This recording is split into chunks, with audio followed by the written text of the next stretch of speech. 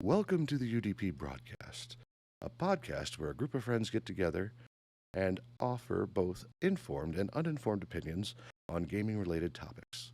I'm Luminary, and I'm accompanied today by my hosts, Aimee, the Eternal Barcode. Hello. The Nordic Cajun. It's about to get filthy up in here.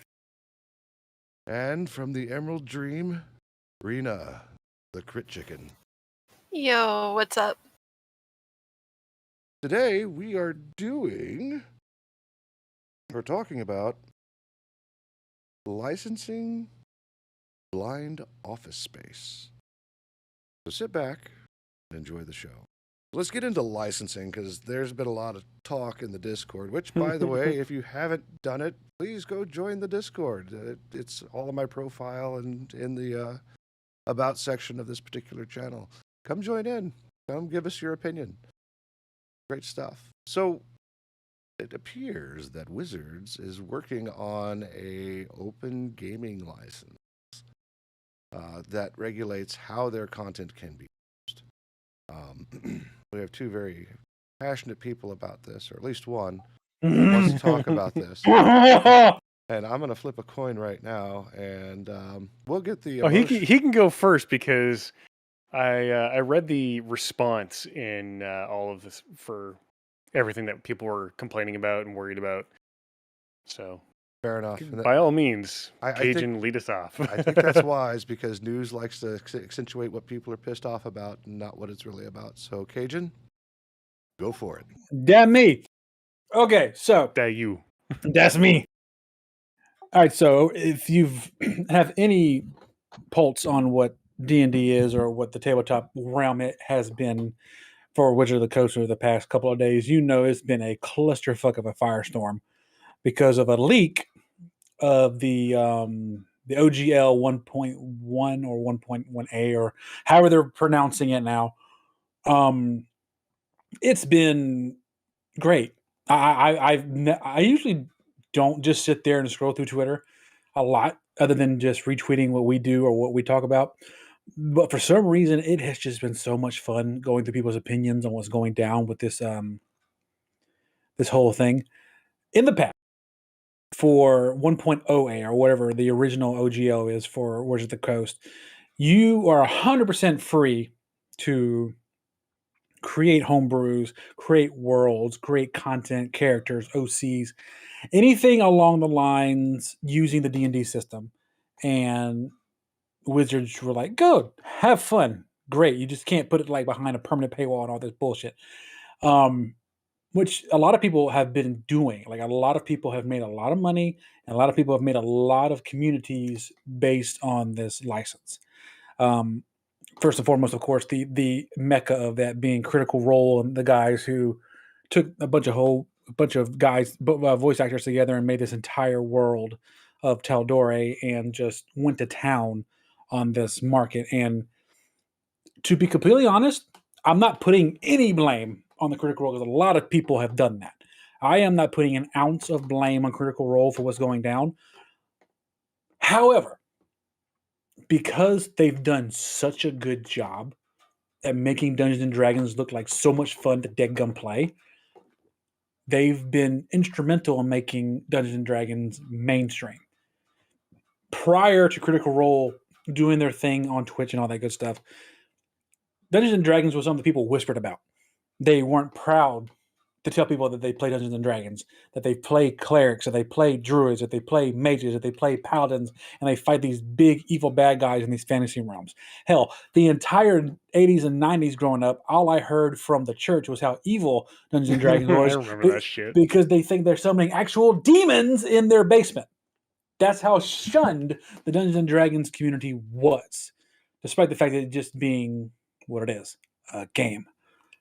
Fast forward to when Matt Mercer first got behind the DM board and led these people and the Vox Machina crew on their first adventures in Tal'Dorei. All of a sudden, everybody and their mama wants to start playing. You've seen people create their own worlds. I literally, when I do my DMing behind the shield myself, I use the world of Carthun from one of my favorite artists out there, Brian Patterson. Sorry. Not even officially plugging him, but if you want to check him out, www.d20monkey.com. Great artist, great storyteller, and his cartoon world that he created was a child that he came up with when he was 11 years old, and he released it in his adulthood, and I'm so proud of him for what he's done with that book. This license has allowed people like him to create and make money and make a life for themselves by creating things that they came up with when they were children.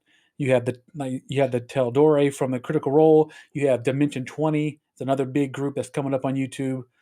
And it's been a great time for these people who have had to be hush hush about their favorite hobby on the planet. Enter Hasbro, a multi-million billion-dollar company who either bought Wizards of the Coast or are partners with Wizards of the Coast, and they've seen the money that has been made outside of their tendrils, so to speak. At least that's the current narrative being pushed forward. So they're coming up like every few years. I don't even remember when 5e came out. I don't know if any of you know when 5e came out. No. No idea. They eventually come up with another generation, another iteration of their own system for people to play. You had the original, then you had the 3.5, the 4.0 that nobody talks about because it was an utter shit pile, and then 5e, which is the current generation we're playing in. They're coming up with a new one. I believe it's called Dungeons and Dragons 1.0 or 1e or something like that, which is a brand new system they're coming up with using their own system. Using their own rules and regulations and all that good stuff.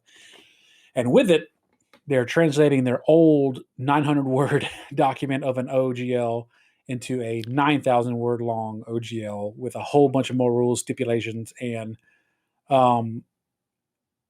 issues that a lot of the people in the community are not happy about. It's really quick here. OGL stands for Open Game License, in case you did not know. Basically what governs the creation of content for D&D and similar things like Pathfinder and other systems. Yeah, there was quite a few projects out there that actually implement an open game license of some sort. At least that's how it's done. There's others that are done under like GNU or GPL, and some even have their own special licensing. The idea of it is to, if you're going to make content of our crap, make it free. Don't paywall. Like they will allow you to make revenue from ads and Patreon, like from donations and whatnot, but you cannot directly charge for the work. Yep. Which is what made D&D Beyond such a weird niche for a while until Wizards of the Coast actually bought it out, because they had a big they had a paywall about all the books that were on there. You could get PDF format until Wizard bought it, and then it was like, okay, you're fine now. So a lot of people saw them buy D&D Beyond, and then they all of a sudden they felt a disturbance in the force when Wizards of the Coast bought D&D Beyond, because they knew something big was coming, and this is what we're working with right now with this new licensing agreement. So I'm going to go ahead and defend Wizards just a little bit. Because yes, there is a lot of speculation. There's a lot of concern over how it's going to work when you make your own content. A lot of people are concerned that they would arbitrarily get access to copyright your material and use it however they see fit and commercialize it if they thought so. That's standard. And I don't know why these people are getting upset. Any system, or actually not, I won't say any, but almost every system out there that lets you create your own personalized content, the owner of the IP generally has in their community use guidelines or terms of service something that says if you create user-generated content, we reserve the right to use your stuff however we see fit, and you waive your copyright to that material. So that wasn't in the original 900-word policy. It is now, and that's just normal. You look at mods for video games that have been swallowed up by the original publisher. The people who built those mods did not retain the copyright license to the mods they built because as part of the community terms of service or the actual game terms of service, they gave up that right to anything.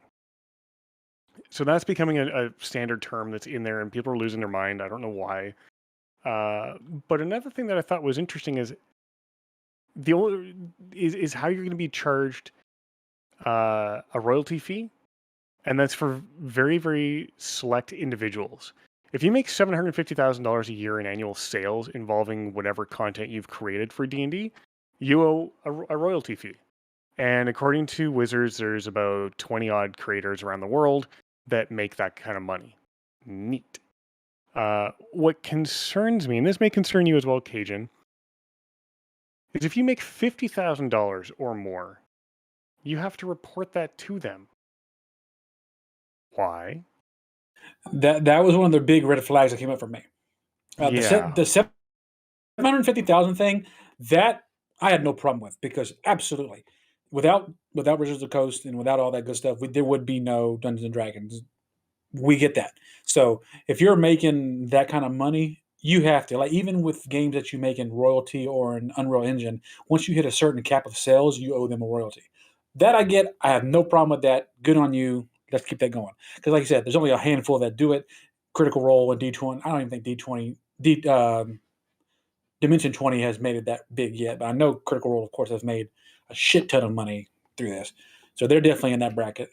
But the $50,000 a year, if you do it through that, it's like, so if I happen to have a podcast, that's topical, I make a podcast and I happen to talk about D&D as one of my topics every week, and I get to that cap, I have to tell you that I'm making $50,000 a year because I'm talking about your I think product? I think it's something a bit different, and so for example, right now we're talking about D&D, and assuming that I make $50,000 or more dollars, or $750,000 or more, we're not talking about their IP. We're not talking about whatever thing that they're doing in detail as far as that's concerned. We're talking about them as a company.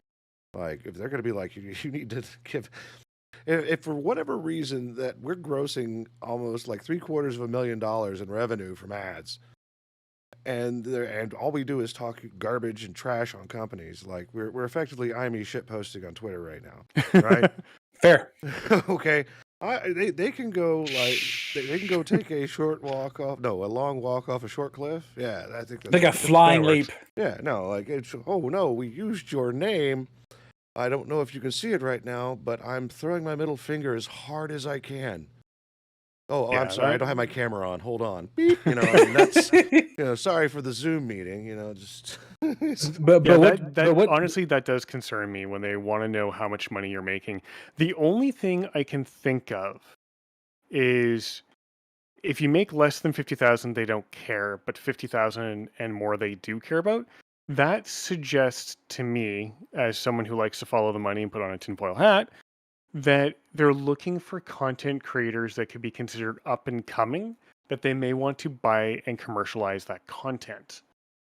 So by sifting out everybody who makes 50 grand or more a year in sales of whatever the content is they're creating, it to me seems like they're using that as a filter to say, hey, this is content we will now start monetizing on our own, and we'll tell these people to stop building this because we're going to take it over, type thing. That's the only thing I can think of. Which is what a lot of smaller content creators are worried about.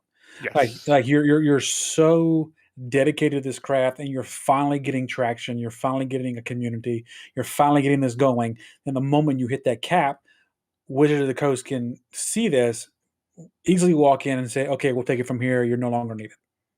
And your community that does is concern gone. me. That's the uproar that's going on Twitter right now, because that's what people are afraid of. They're afraid of their ability to create content being in danger across the board in terms of anything related to Dungeons and Dragons. It's not that you're not able to create the content, and I think that wording needs to change among the community, because you can still create it. You just can't exceed $50,000 without reporting it. But at the same time, at that point when they're making, I'm sorry, go ahead. I was going to say, at the same time, they're not a revenue agency of any sort. They're not the IRS. They're not the Canada Revenue Agency. They're not the equivalent in your country, wherever that is. What right do they have to know your income and sales off of that IP address, or not IP address, that IP, other than perhaps they're looking at it as from the intellectual property standpoint of, we want to know how much you're making off of our IP. That's the only thing I can think of. But even then, getting enforcement of that is going to be damn near impossible. Unless you're a YouTuber. If you're a YouTuber, they can pull a Nintendo and copyright claim every single video you make. But how do they know you're making more than $50,000 a year in content? That's why they have this little thing in there. You have to report to them how much you're But- making manually. That way they know who to target and which ones they're going to copy strike and start making their money. That is what the small content creators are worried about. Okay. So here's my question to that. How do you get someone to report that? Because so far what I've seen is nowhere that says there's a legal ramification for not reporting. And if there's one thing I've learned in my years in the IT industry and working with IT security people and doing IT security investigations myself, every policy is a recommendation unless you can get fired. So in this case, this policy is a recommendation until you go to jail for violating the not reporting 50 grand. Because they're not a country, because they can't make laws, it's toothless. How are you going to enforce that on somebody, especially if someone self-publishes and they decide to not make the publishing records public? So this is a broad statement to say, give me all your financial info, but I have no teeth to legally enforce it, because the best they can do is speculate. And if you never post sales figures, then they have no idea how much you've made. And I feel a lot of these cases that could possibly go to court in terms of these content creators, I believe a lot of them will fail just at the Creative Commons law. What's the name of that law that that allows you to create like? Yeah, I know which one you're talking about. Are you talking parody? No, yeah, it's the parody law, the parody-like law, but allows you to create. I know which one you're talking about because I had a fight with that because Square Enix, stuck it in and broke it off of me like 10 years ago.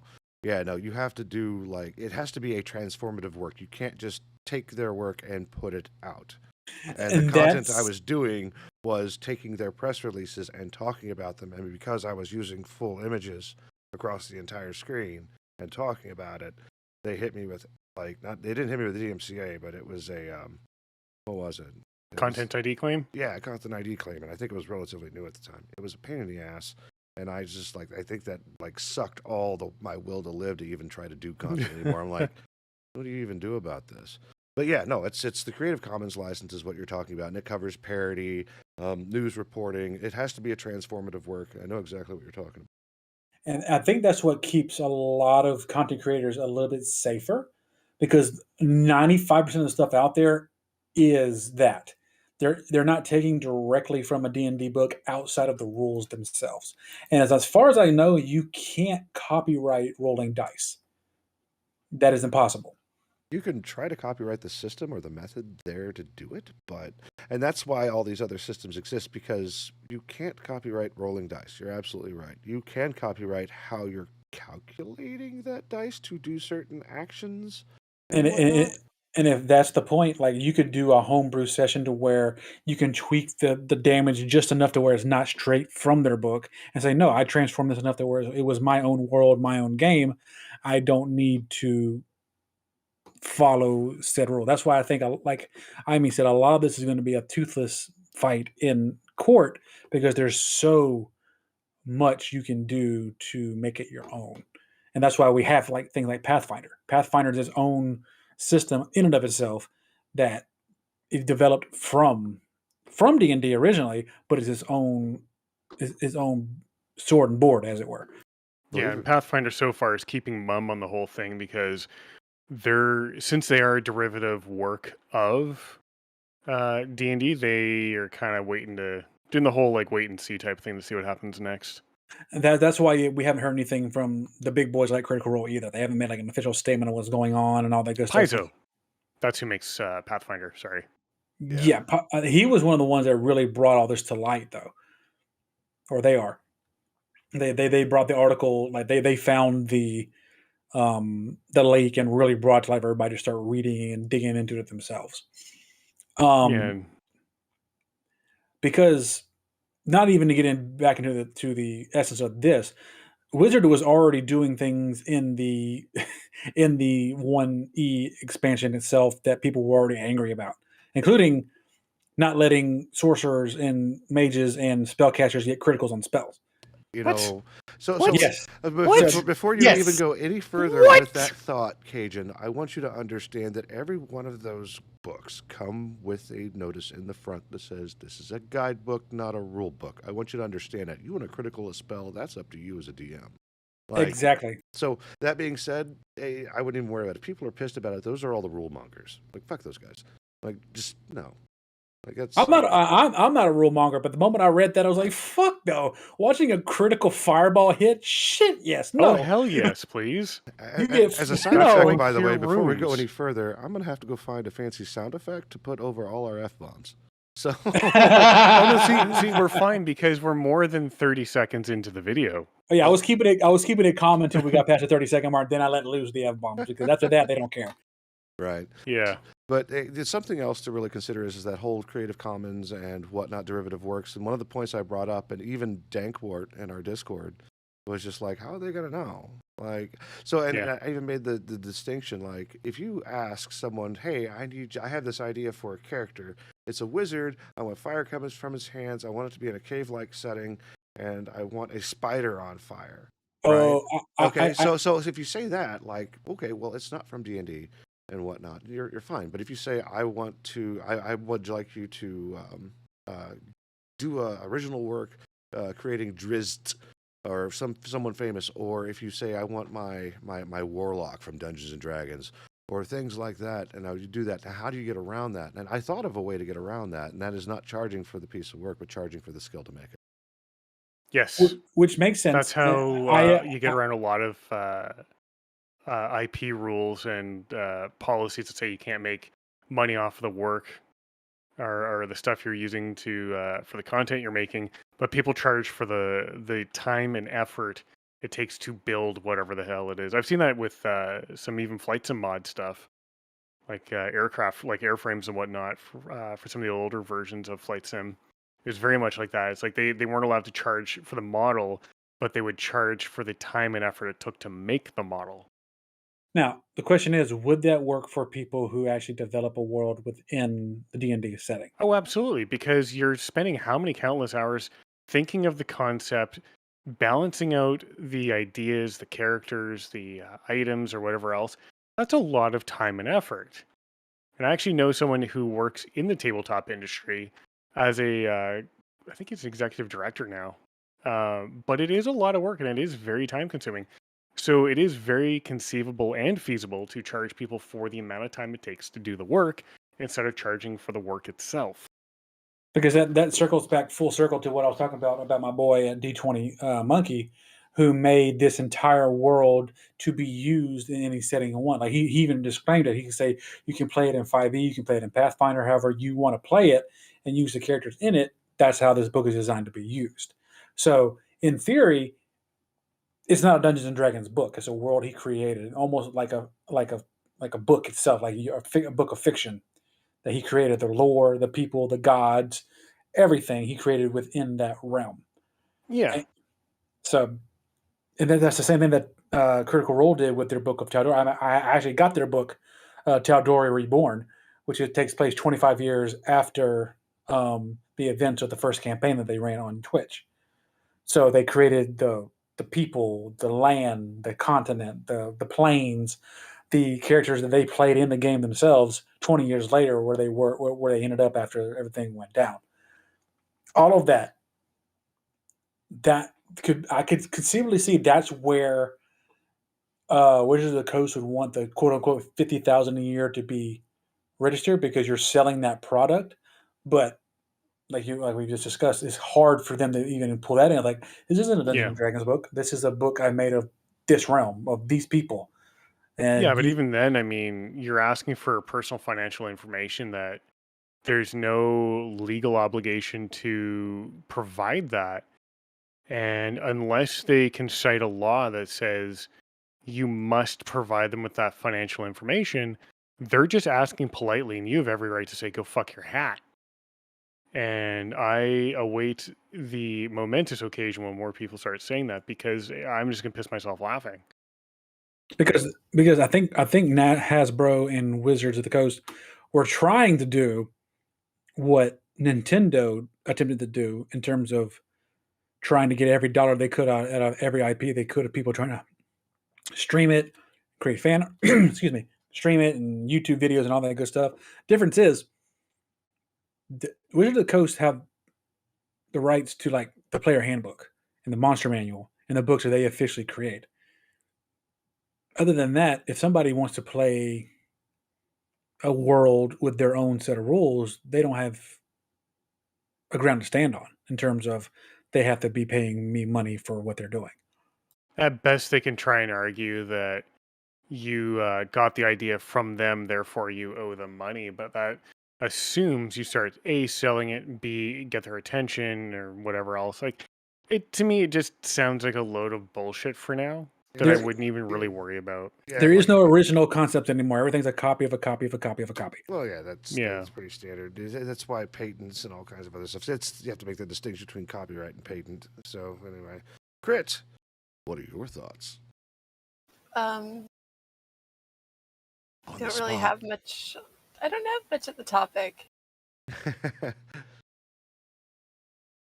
She will after she plays her druid bard. She'll have a lot more opinions after that. After she finds how much fun D&D is. Oh Yeah, well, because whatever we play it in.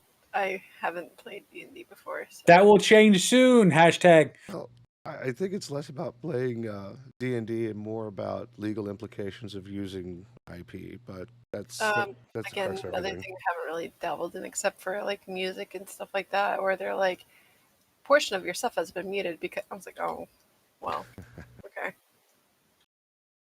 Oh, fair enough. But yeah, that's blanketed where we stand. I appreciate the fact that Ami came up and with the positive sides of what some of this stuff could do, including because I was ready to come pitchforks and tar and feather, but he in his own ironic way actually calmed me down a little bit. Well, and that's funny because you weren't the only person. There was a lot of people out for blood. So on D&D Beyond, which is now owned by Wizards of the Coast, they actually put out a clarification statement where they went over all the changes. And for most people, there's going to be no change. I'll quickly read it here because I know we're running out of time. We're running a little bit over. Outside of print media and static electronic files, the open game license doesn't cover it. So stuff like videos and video games are not covered.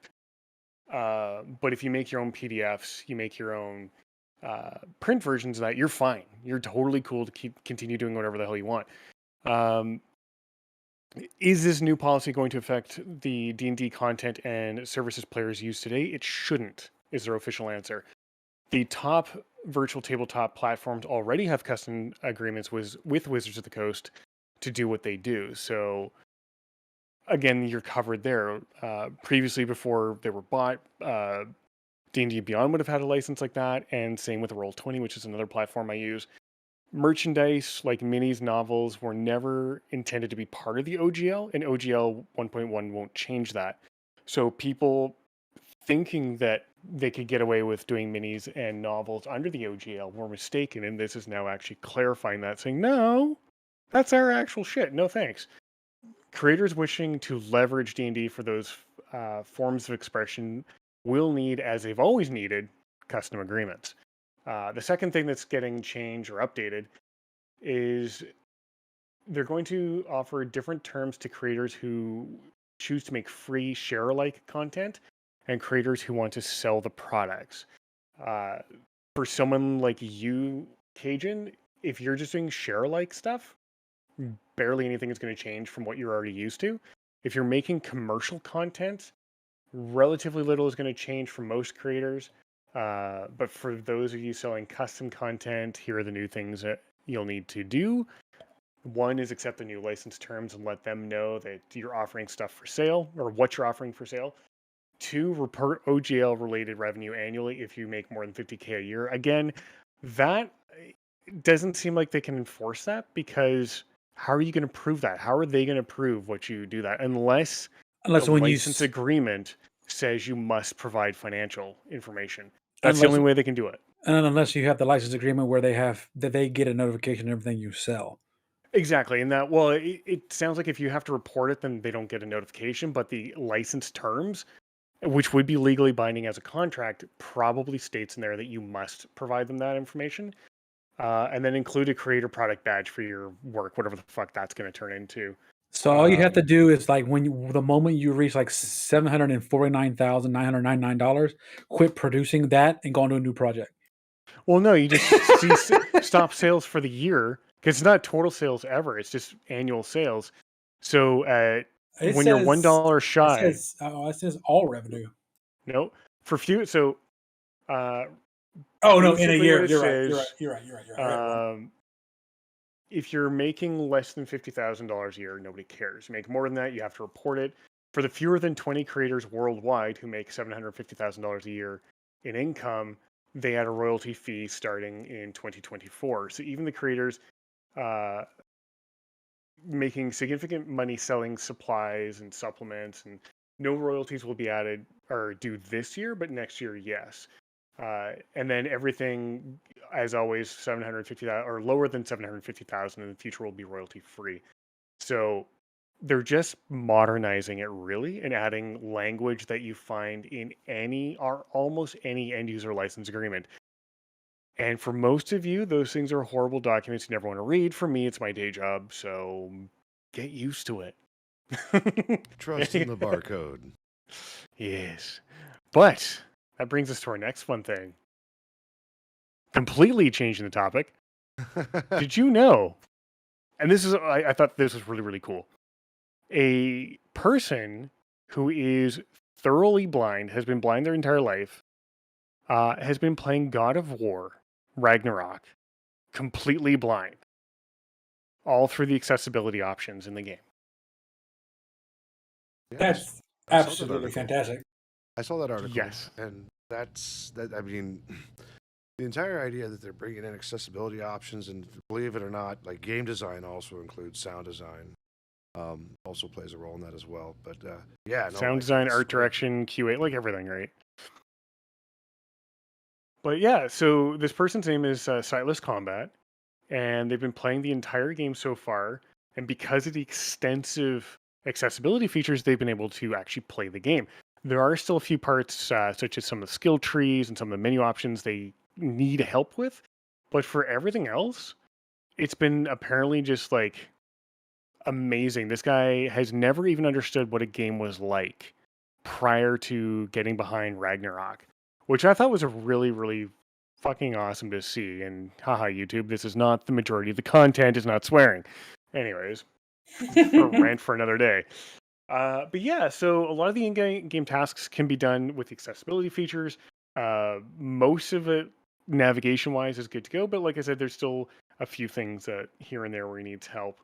But yeah, so I think this is great in the sense that hopefully Ragnarok will become the standard and improved upon for newer releases of games to say, well, Ragnarok won a video game award for innovation in accessibility. Their PlayStation's other title, or Sony's other title, The Last of Us Part 1, was also nominated.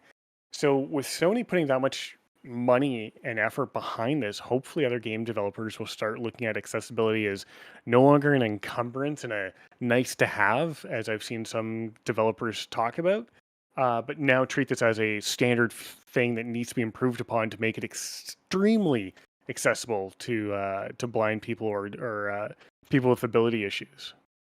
Accessibility is a topic. Oh, go ahead. Go ahead. No, accessibility as a topic altogether, even where I work. Like there are documents, if you create something to be consumed by the company or representing the company, like there's a whole list of guidelines that we have to go through to make sure that it is accessible for everyone. There's even like a review panel that goes through and will give you advice of, hey, like this is a thing that you need to do. like it's accessibility is huge, and I always like the idea of being able to enable people to do just a little bit more, whether it's being able to do extra large text for people who are almost blind or are legally blind, but they can see large Visually stuff. impaired. Yeah, visually impaired. To like accessibility controllers and things like that for video games. Like it's doing the things that you love and giving you the tools to do so to enjoy it, like you should is fantastic in the gaming space. I'm really thrilled that this story came out. A while back, I actually considered trying to pilot a tablet game where you used your fingers, one to note where you're at, and you used your other finger as like a sight. So for folks who could see, like you're walking through a dark forest, wherever your light was, it would notify you that there was something. You would tap your person and whatnot. But then it starts coming down to what if you can't see? The sound design, like the whole thing we were just talking about. So what I want to see, and anybody out there who designs this and takes this idea, you can run with it. Just say thanks. I would love to see a game controller that, for the touchpad, not only is it a normal touchpad, but also has some sort of tactile feedback that can display Braille characters. Because then you can get menu words. If, worst case scenario, imagine you've gone deaf and you can no longer hear. So having an auditory response for the menu title isn't going to help. But if you've learned Braille and you know how to read Braille, having a touchpad that allows you to read that for all the menu options, that'd be brilliant. I would love to see something like that. If you lost your hearing like that, I mean, wouldn't they be able to read what's on the screen though? Yes, but if you're visually impaired and you've lost your hearing. True. So now you've got someone who wants to play video game who's, visually impaired, possibly, if they have, no hearing or limited hearing, having a menu spoken to you isn't going to be as helpful as if, you could have a Braille touchpad type of thing. I think personally that would be phenomenal. And if somebody ever designs that, just, say shout out to Amy for thinking this idea, because I'm not an engineer. But I think that'd be brilliant for the gaming industry. I know that in the blind space, there is a type monitor. I used to hang out with visually impaired folks, and it was funny because they're like, "Hey, you should totally come over, and we're gonna surf the internet and like do something." I'm like, "Well, we're not gonna like watch movies. What are we gonna end up doing?" And they sat there. They turned on their tower. There was literally no monitor at all. I don't know what's going on. And they were listening to the text-to-speech at like rocket speed. So they were using the narrator function, and it was just ridiculous. It was like Ludicrous speed. and like it was literally ludicrous speed. And I was like, "What? Like, you can understand that?" She goes, "Yeah, I can totally understand." I was like, "Can you slow it down for me?" Like this is going turbo speed. My brain can't process this. Yes, and yeah, but yeah, no, like there's a lot going on. But you're talking about blind and deaf. That's a tall. Honestly, a tactile display like you were talking about would be great. Not necessarily for Braille, but like, how do you discern what things are when you cannot take those type of inputs? Mm-hmm. And I think that's a space within the gaming industry that needs to be explored, and technology in and of itself needs to be explored. I've seen someone a few years ago, they designed a glove to translate or to help you translate words into American Sign Language. The problem with that is it missed the point. And after watching the video about how cool it was, all the tech reviews from able-bodied people who could, easily read, hear, and everything else and understand it, to people who only spoke with ASL or, equivalent languages, they were all, upset because part of sign language is facial expression.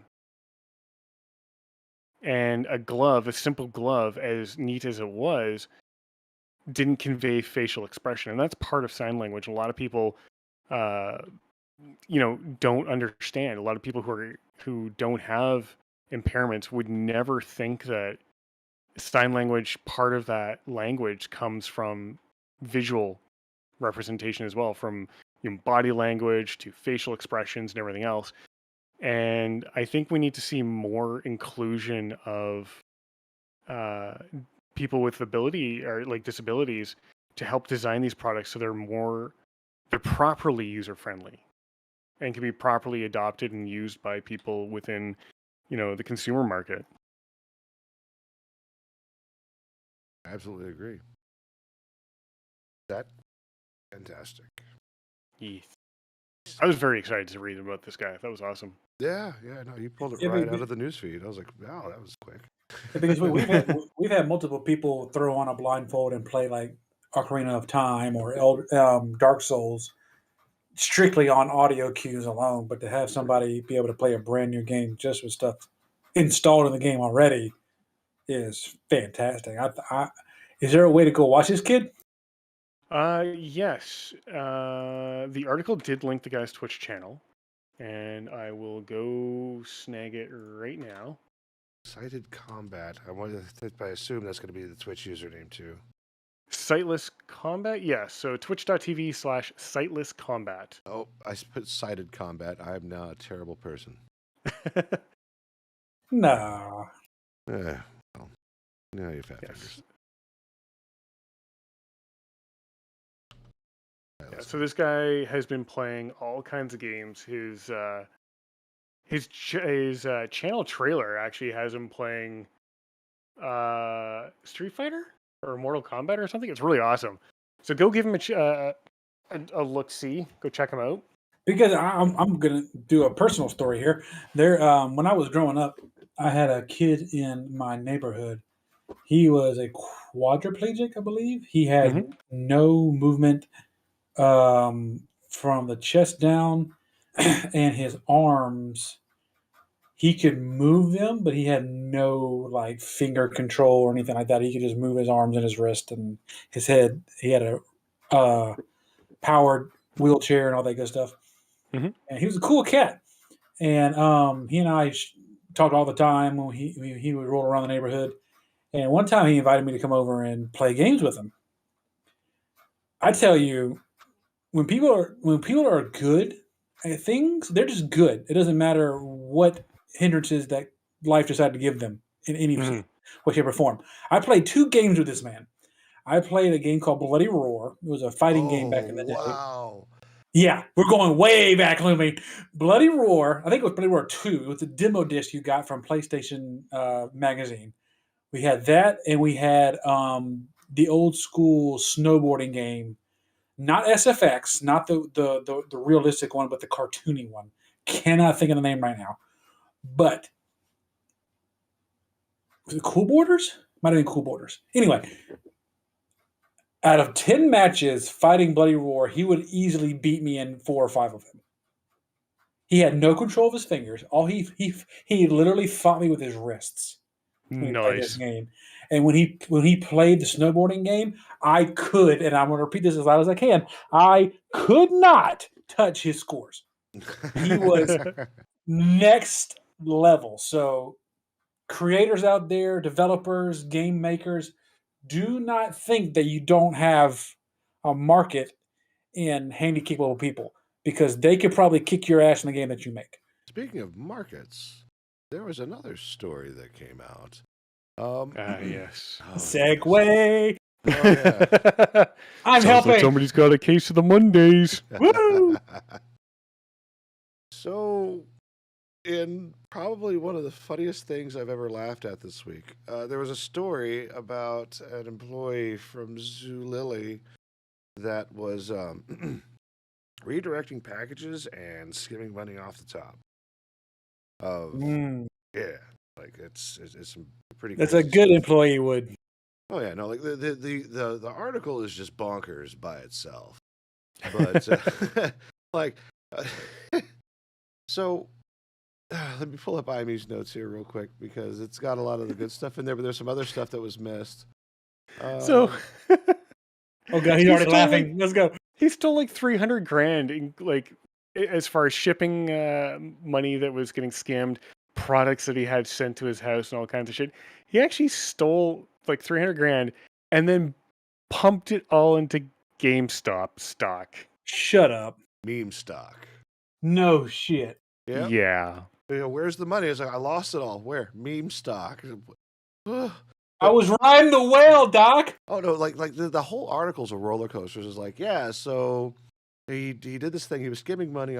He was redirecting packages, and what he was doing was he was lowering the price on Zulily to something below what the actual price is, buying it, and then shipping to his house, and then raising it back up again, right? For anybody else who'd want to buy it. But Zulily started getting suspicious and started finding some interesting activity going on and wanted an investigation done. And he was one of the investigators. So for a while, to get some of the money back, he actually did the same method and charged double whatever the price was, or charged customers twice for their products. And it just goes on and on about this misadventure up to where he got caught.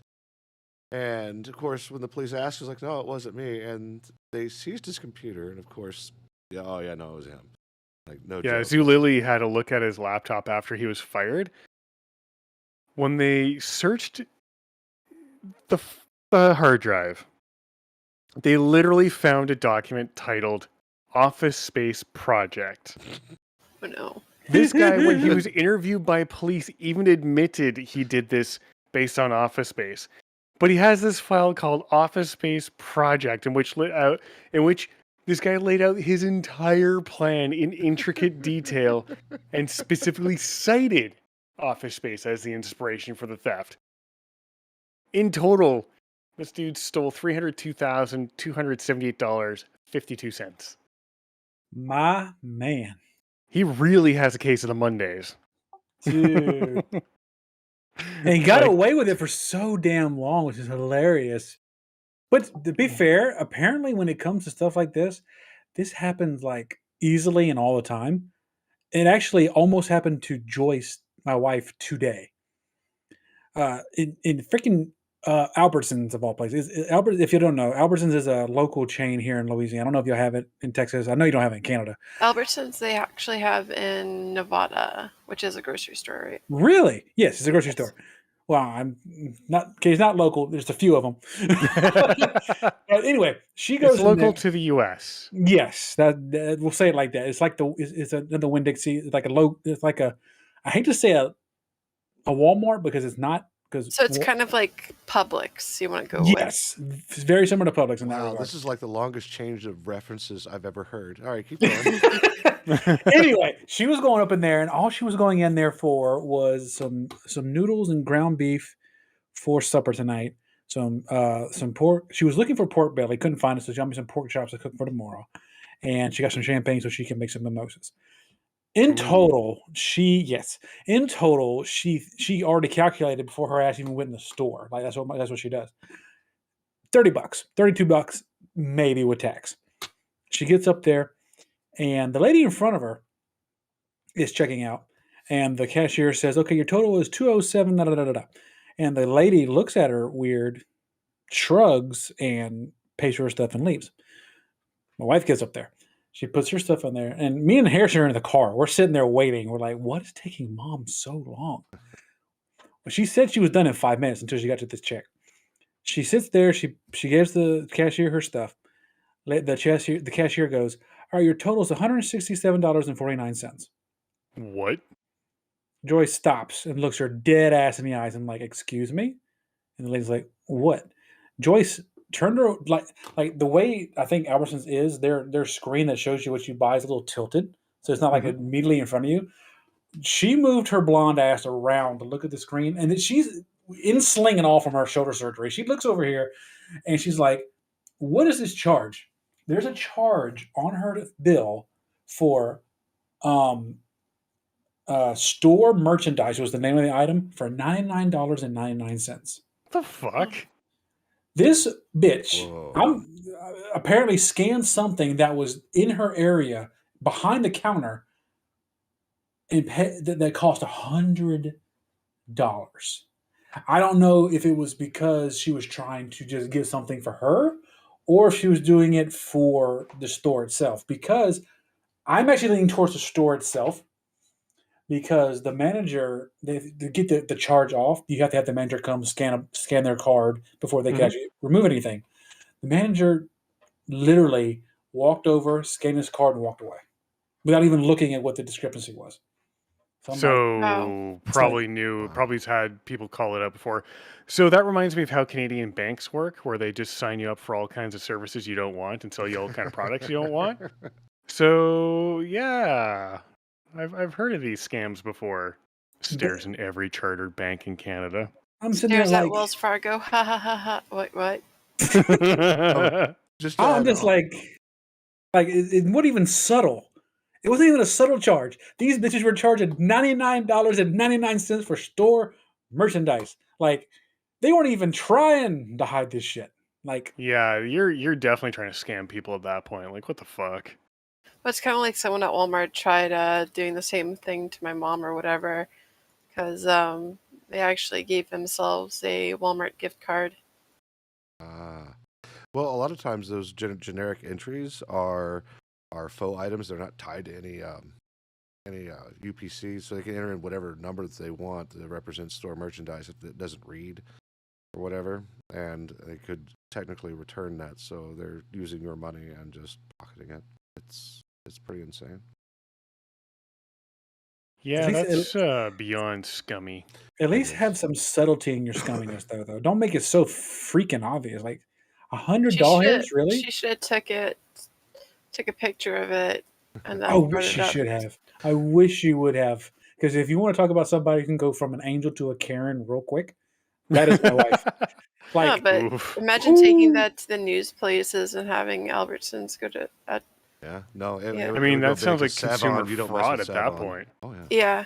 I really wish you would have then, because it's not on her. It's not on her receipt at all. There's no voided item on her receipt at all. It Oh, only of what course she bought. not, because it's an invisible charge. Mm-hmm. Here, before we start moving on to our roundtable, I want to read this one piece off of Kotaku for this article because this is the part that had me rolling. Are you ready? Kotaku. All right.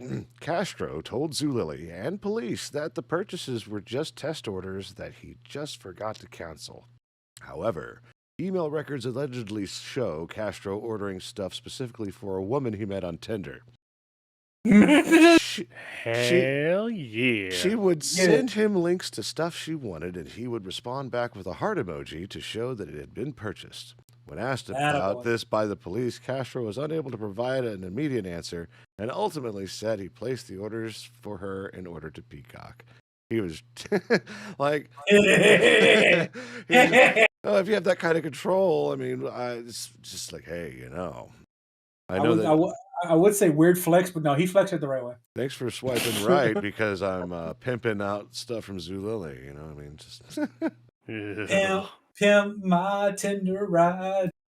well. No.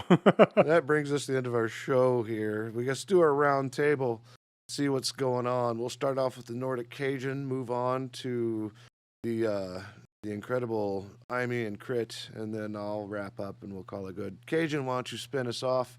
Tell us what's been going on. How was your Christmas? How was your New Year? How was the holidays for you? The holidays were fantastic. We split it between three families, of course. My mom and my father and his wife, and then the little man's in-laws, my stepmom, and he, of course, came out with bank. He killed the game. Of course. We kept it more subtle because we were still recovering from Scotland, and we didn't buy each other much. Except I definitely won the spouse. Well, I can't say that now. It was actually a tie. I came out first in the spouse gift purchasing department, and then she came and countered me after Christmas, and it kind of evened out. I got her. I'm gonna post a picture in Discord later. She and I, thanks to you, Crit. I have to give you credit where credit's due. She and I are absolutely in love and addicted to what we do in the shadows. Yay! And when I say she's watched all 4 seasons more than I think she has, like she used to watch yearly the Friends seasons back to back at least one time throughout the year. She was obsessed with Friends. I think she's about to pass her record with What We Do in the Shadows. That's how much she loves watching this damn show. Cannot wait for next season. Anyway, Especially with that one lady in the one season that was a harpy that looked like what is it, Snooky? yes, love that episode. Well, for Christmas, I was like, if I'm not gonna get her anything big or special because we got Scotland, I'm gonna get her something that she loves. So I got her 3 gifts for Christmas. I got her some wooden spoons for the kitchen that have embroidered pictures of all the characters and their favorite catchphrases. Like Mandor's is this fucking guy. Like everyone had their favorite catchphrases. I got her a glass with the Nadja logo on it because she loves the club when Nadja opened it. But the pride and joy that she has, which is literally sitting behind me, I wish I could turn the webcam on and show you, but the lights are off right now. It's a print canvas of one of Nadja's pictures from the intro. It's the one. Nice. It's the one with her in the shoulder length dress that hangs down off her shoulder, like one of the first ones you see in the intro.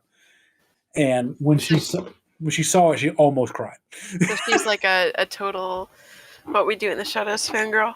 Yes, and she has a big girl crush on Nadja. She loves Nadja so damn much. So I ended up winning the initial game, but then my nephew was selling his Oculus Rift, and she bought that from him and kind of evened it out. So that's what happened for the holidays for us. I'm glad. I cannot wait for season 5. Like, we're dying for season 5. Awesome. Yep. What else? Sorry. Okay. No. So what are you gonna? Cajun. Words are hard. I know. They are. The English is not with me right now. So Cajun, what's coming up for you? Well, currently I'm finally back to streaming again. I started this past week to start off the new year. I'm currently doing the shiny living decks in Pokemon Scarlet. Lumi has been watching me. Lumi actually has brought me fucking good luck when it comes to the shiny hunting this past week. Like, he shows up in my chat, and I have the clip. I'm gonna be putting it on TikTok and YouTube Shorts. I literally say, okay, Lumi, if you're gonna be here, you're gonna help me keep an eye out for these things in case I miss it, because this Gyarados is not gonna be blue; it's gonna be red. No sooner do the words red leave my mouth, the bastard spawns. So Lumi, you're good luck. Every time I shiny hunt, you need to be around. I don't care what you're doing in the background, just lurk like you're there. That's what I'm doing. I'm doing that. I'm trying to do 2 to 3 days a week. I'm not gonna do out the wazoo crazy like I was trying to do before. Because I want to be able to have time not only for the family, but to be able to actually do YouTube videos as well. So I'm all about content creation this year. I'm ready to rock and roll, and the only person that's going to stop me is me, and I'm not going to let that happen.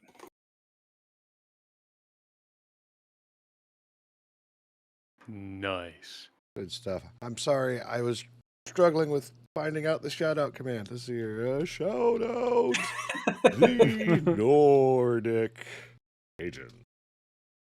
There we go. And Buttons are hard. Does it work? Yep, there it goes. All right. Yay. Awesome. It did the thing. Yeah, because you literally were there for all 5 of my shiny catches this week, huh? I think so. Yeah. No, like while I was working on the bot and building the website and things like that, like it was like it kept my sanity because I had you going on, and then I hear, "Oh, it's a shiny," or just like the nudes comment, the noodles. Yeah. So Yep, danger noodles, send nudes. send nudes. Send And nudes. right after that, the pink nude showed up. I did. There's so many shinies just for me, like saying stupid shit in your. If that's what it takes to get these fuckers to spawn, let's do it. Yeah. Hey, look, noodles. Yeah, indeed. So God. let's go ahead and move on to the awesome barcode and the crit chicken. You two, what's going on? I'll let you decide who goes first, or just talk over She each can. other. Oh, okay. She can go first. Well, I think there's something officially in the mix right now, Yee. which I'm excited for. Nonsense has been pronounced, for Yes. sure. Also, I wanted to let you know Does your wife like Guillermo? Like what? Guillermo? She goes back and forth. She initially loved him and thought he was the most adorable person on the show, and now she's torn just because she doesn't know how things are going to end with him with the whole vampire thing with the friend. So, At the very beginning when he was talking about Antonio Banderas, mm-hmm. and you know how Antonio Banderas plays Puss in Boots? Yes.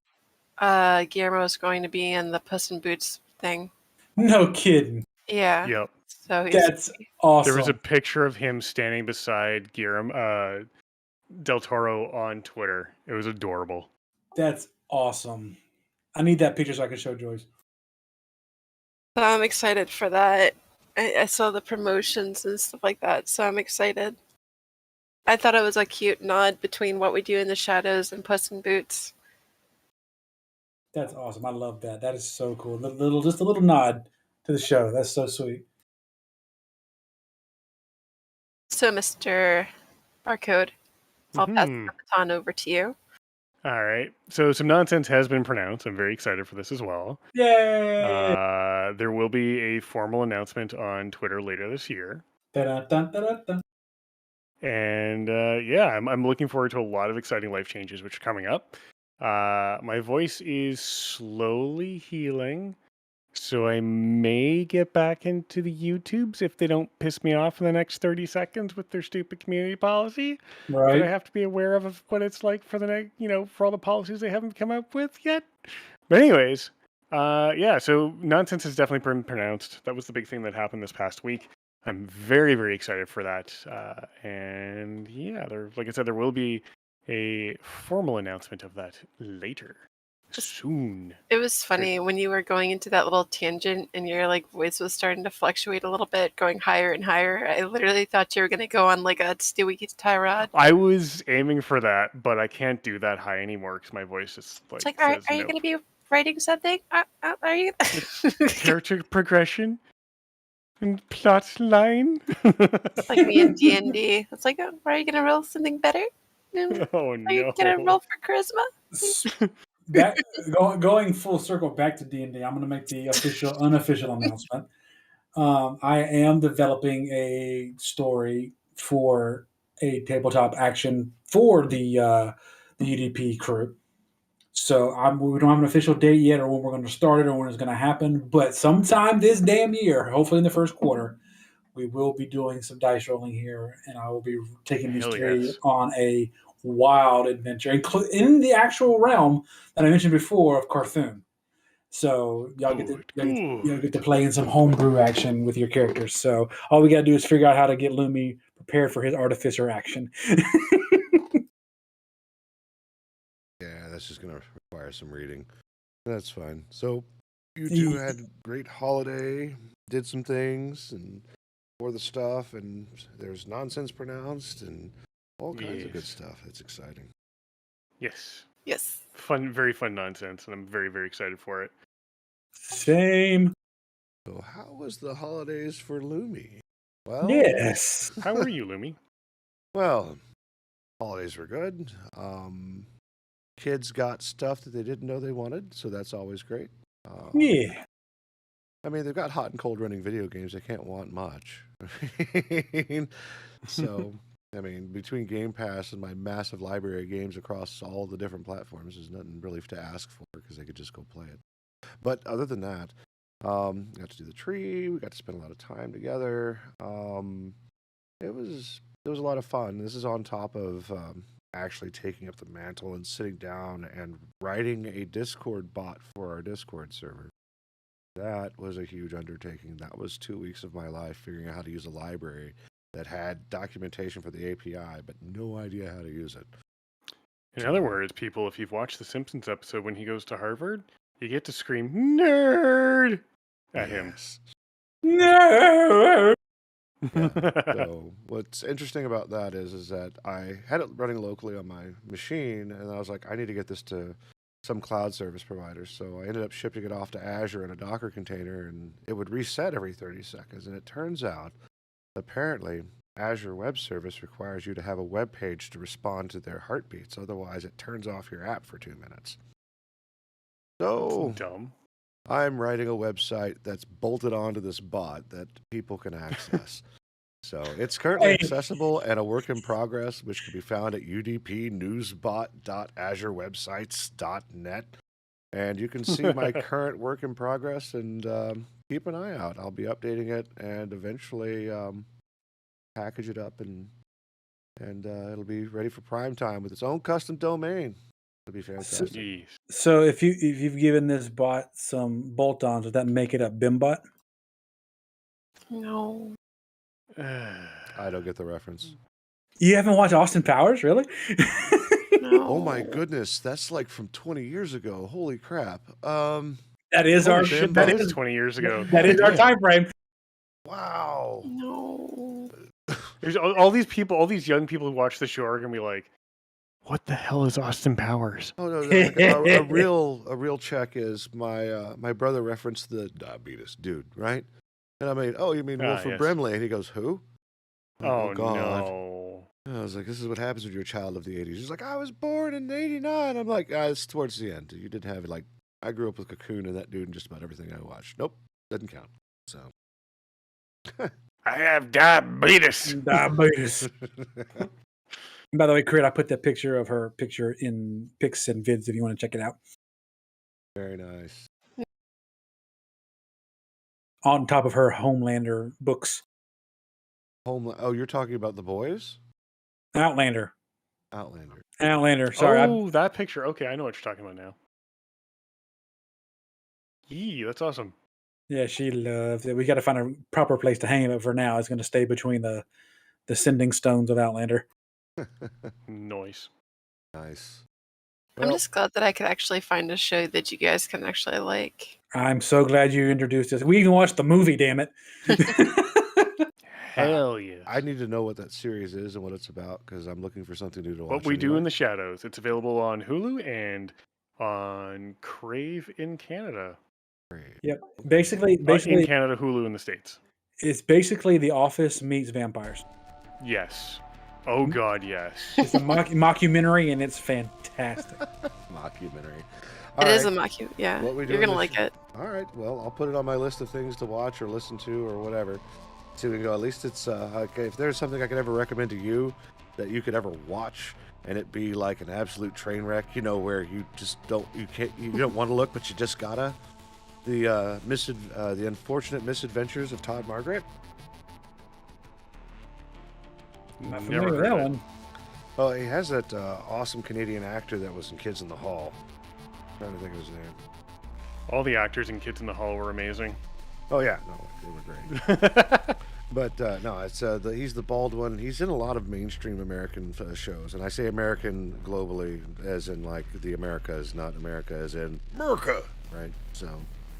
America. Yeah, I'm still gonna treat it as the U.S. because anytime one of my friends from Europe calls me American, I just cringe.